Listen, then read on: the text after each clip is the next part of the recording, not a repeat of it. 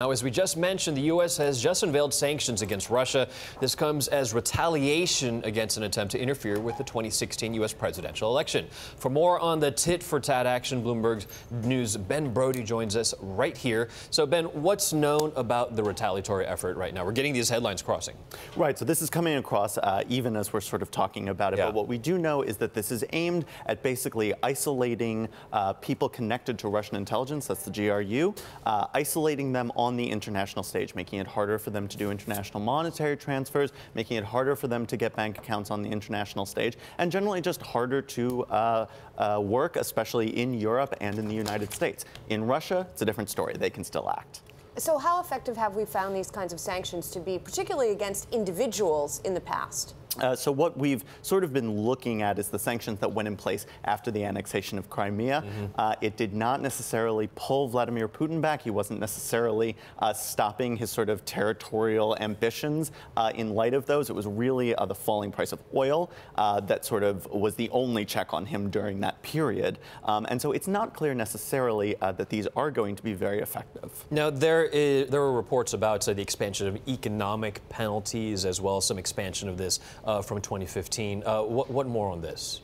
Well, so the way this sort of works is they're going to be putting out a sort of presidential, order, and it basically he orders the Treasury Department to do this, and it's an expanded base to do it based on cyber attacks. And I think we're going to be seeing a lot more of these in the future as these kinds of battle over our digital infrastructure becomes, sort of the crucial battlefield.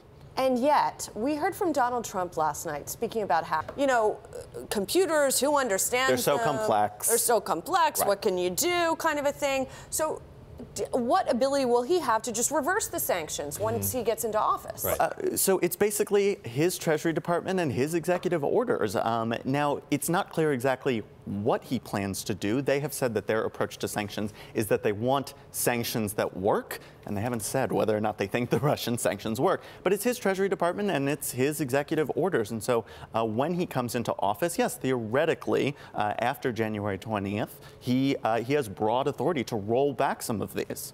And what's really interesting and concerning by many is that he's already setting up this tension with his intelligence agencies, talking about the Russian, alleged Russian attack.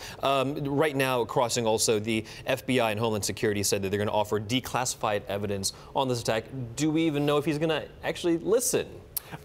We don't know, and he's certainly been very dismissive of those in the past, even when they did come from, what we call the intelligence community, that sort of broad umbrella, several groups.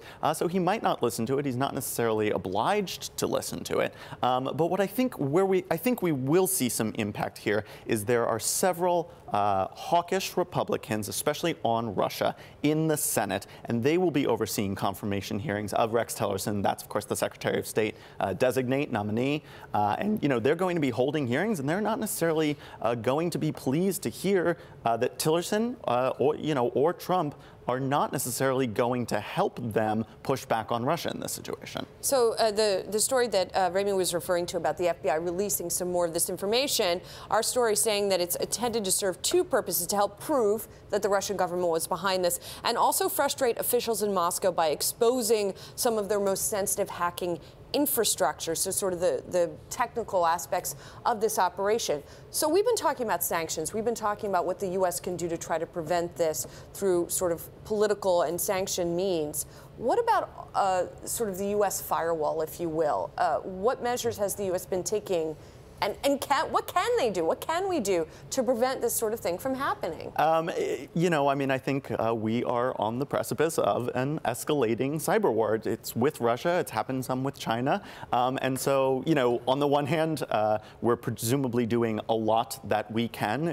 Not all of these details are necessarily public or accessible. On the other hand, this is just the beginning of this. This is going to be ongoing, and it's going to continue to escalate. And I think it's important, though, to say that President Obama this name and shame tactic that you mentioned before, not necessarily being able to come out and say, okay, this is the latest firewall, this is the one that's going to keep out the Russians or the Chinese or whoever else.